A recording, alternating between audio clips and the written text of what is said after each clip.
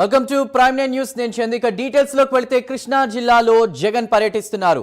మోంతా తుఫాన్తో దెబ్బతిన్న పంటలను పరిశీలించనున్నారు. పెడనలో రైతులతో మాట్లాడనున్నారు జగన్. ఇక జగన్ పర్యటనతో పోలీసులు కూడా అప్రమత్తమయ్యారు. ప్రస్తుతం అక్కడ పరిస్థితిని వివరించడానికి మా ప్రతినిధి రాజ్ కుమార్ సిద్ధంగా ఉన్నారు. రాజ్ కుమార్, జగన్ పర్యటనకి సంబంధించి మీ దగ్గరున్న తాజా సమాచారం ఏంటి? రైతుల సమస్యలకు సంబంధించి మొన్న మోంతా తుఫాన్ ఎఫెక్ట్ వల్ల పంటలు దెబ్బతిన్నాయి, దానికి సంబంధించి కూడా రైతులతో మాట్లాడనున్నట్టు తెలుస్తోంది. అప్డేట్స్ ఏంటి?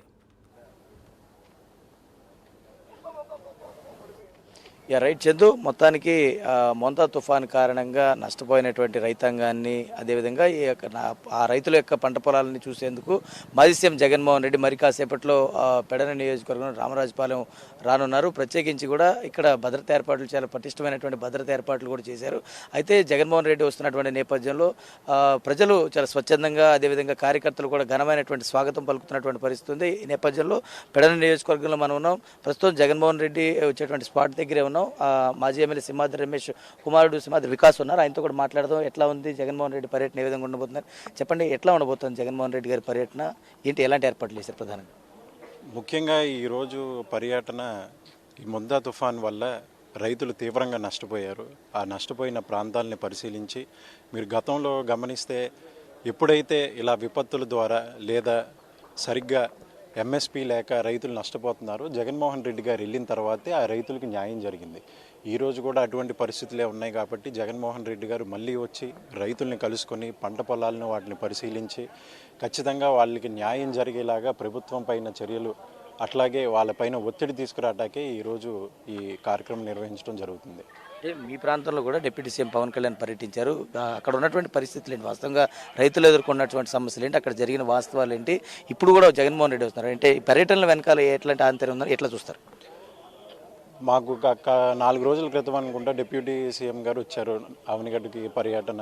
ఈ మోంతా తుఫాన్ అవగానే దాన్ని పరిశీలించడానికి వచ్చారు. వాస్తవానికి మాకు ఎక్కువగా నష్టం జరిగింది కోడూరు మండలం, నాగేలంక మండలాల్లో ఎక్కువ నష్టాలు జరిగింది. పైగా మాకు అక్కడ అవుట్ఫాల్ స్విస్ అని ఒకటి ఉంది.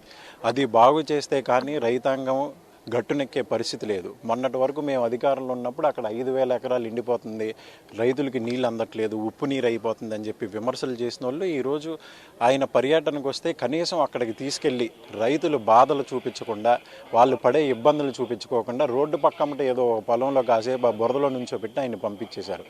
అది చాలా దారుణమైన విషయం. మీరు ఆ రోజే గమనించుంటారు, చాలామంది మహిళలు, రైతులు కూడా ఆయనతో ఉన్న పరిస్థితుల్ని, వాస్తవంగా గ్రౌండ్ లెవెల్లో జరుగుతున్న పరిస్థితుల్ని, రైతులు వాళ్ళు పడే ఇబ్బందుల్ని ఆయనకి వివరించడానికి వస్తే కనీసం ఆయన దగ్గరకు కూడా వెళ్ళనివ్వకుండా ఆంక్షలు పెట్టి అక్కడే ఆపి ఏమీ చూడనివ్వకుండా పైనే ఒక షూట్ లాగా చేసి పంపించారు తప్ప వాస్తవంగా జనం మధ్యకి పంపించి అక్కడ ఏం జరుగుతుందో తెలుసుకునే పరిస్థితుల్లో పవన్ కళ్యాణ్ గారి పర్యటన అవనిగడ్డ నియోజకవర్గంలో జరిగేలా చేశారు.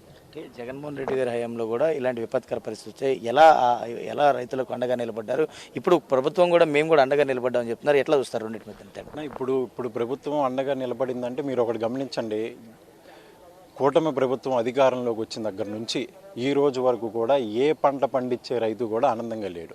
ఓ రకంగా చెప్పాలంటే మొదట విత్తనాలు దొరకవు, సరే విత్తనాలు దొరికిందని వేస్తే యూరియా దొరకదు, యూరియా దొరికిందనుకుంటే నీళ్లు ఉండవు, సరే నీళ్లు ఉన్నాయి అనుకుంటే ఈ లోపు తుఫాన్లు, వాదలు వస్తాయి. పోనీ అన్నీ సక్రమంగా పంట పండింది అనుకుందామంటే చివరికి అది అమ్ముకుందామంటే రేట్లు ఉండవు.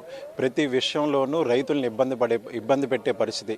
అదే జగన్మోహన్ రెడ్డి గారి ప్రభుత్వంలో మీరు ఏ గ్రామం అయినా వెళ్ళండి, మీకు ప్రతి గ్రామంలోనూ 2 అద్భుతంగా కనపడతాయి. ఒకటి స్కూలు, తర్వాత రైతు భరోసా కేంద్రం.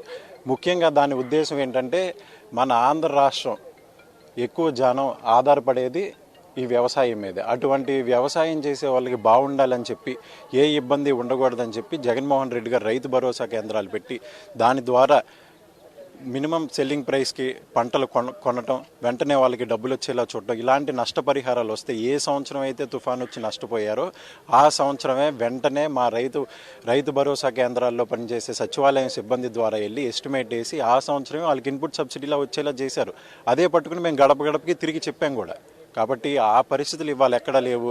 ఇవాళ గ్రౌండ్ లెవెల్లో ఎవరైనా వచ్చేమన్నా రాయాలంటే మొదట అడిగే ప్రశ్న ఏంటంటే నువ్వు ఏ పార్టీ అని అడుగుతున్నారని చెప్తున్నారు. మొన్న ఏదో గ్రామం వెళ్ళి ఏంటి పరిస్థితి అని అడిగితే వచ్చారు బాబు, వచ్చి నువ్వు ఏ పార్టీ అని అడుగుతున్నారు. ఇలా పక్కన ఉన్న వాళ్ళు వైఎస్ఆర్ కాంగ్రెస్ పార్టీ సానుభూతి పరులు అనగానే ఇక్కడ మా పొలం వచ్చే నష్టాన్ని పట్టించుకోకుండా కనీసం చూడకుండా రాసుకోకుండా వెళ్ళిపోతున్నారని చెప్పి మరీ చెప్తున్నారు. ఇప్పుడు మీ నాయకుడు వస్తూ ఉన్నాడు, ఎలాంటి సమస్యలు ఈ ప్రాంతంలో ఉన్నాయి అంటే మీ ప్రాంతంలో అయినా ఈ ప్రాంతంలో ఎక్కువ దెబ్బతింది రైతాంగం అంతా కూడా, ఎలాంటి సమస్యలు మీరందరూ కలిసి ఆయన దృష్టికి తీసుకెళ్ళబోతున్నారు, ఏంటి ప్రధానంగా ఇప్పుడు ఈ విపత్తులు అనేది సహజంగా వచ్చేవి. దానికి మీరు నేను ఎవరు ఆపగలిగేది కాదు. చంద్రబాబు నాయుడు గారు ఏదో పెట్టి ఇంకోటి ఏదో చేసి ఆపానని చెప్తాడు, కానీ అవి సాధ్యపడే అంశాలు కాదు.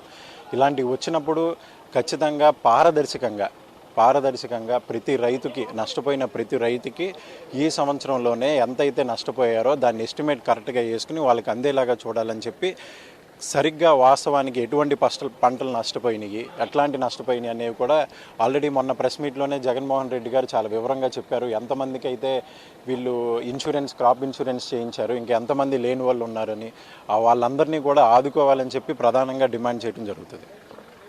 అయితే ఇది మొత్తానికి ఏదైతే మాజీ సీఎం జగన్మోహన్ రెడ్డి పర్యటన కొనసాగుతుంది కృష్ణా జిల్లాలో. ఇప్పటికే జగన్మోహన్ రెడ్డి వస్తున్నారన్నటువంటి నేపథ్యంలో పార్టీ కార్యకర్తలు అనూహ్యమైనటువంటి స్వాగతం లభిస్తూ ఉంది. పూర్తిగా కూడా ఈ నేపథ్యంలో ఏదైతే పంట పొలాలు ఏదైతే నష్టపోయినటువంటి రైతాంగం ఏదైతే ఉందో, ఈ రైతాంగానికి సంబంధించి కూడా పంట పొలాలను పరిశీలించేందుకు చాలా పెద్ద ఎత్తున వైఎస్ఆర్ కాంగ్రెస్ పార్టీ నాయకులు కార్యకర్తలందరూ కూడా చేరుకుంటున్నటువంటి పరిస్థితి ఉంది. మరి కాసేపట్లోనే ఈ ప్రాంతానికి చేరుకునేటువంటి అవకాశం కనపడుతుంది కాబట్టి పూర్తి స్థాయిలో కూడా ఇక్కడ అన్ని ఏర్పాట్లు కూడా చేశారు. అయితే దీనికి సంబంధించి ప్రభుత్వం మాత్రం పారదర్శకంగా రైతులకు జరిగినటువంటి నష్టాన్ని పరిగణలోకి తీసుకోవాలని కూడా వైసీపీ నాయకులు చెప్తున్నటువంటి పరిస్థితి ఇక్కడ కనపడుతుంది. Over to studio. Right Raj Kumar, thank you for the update.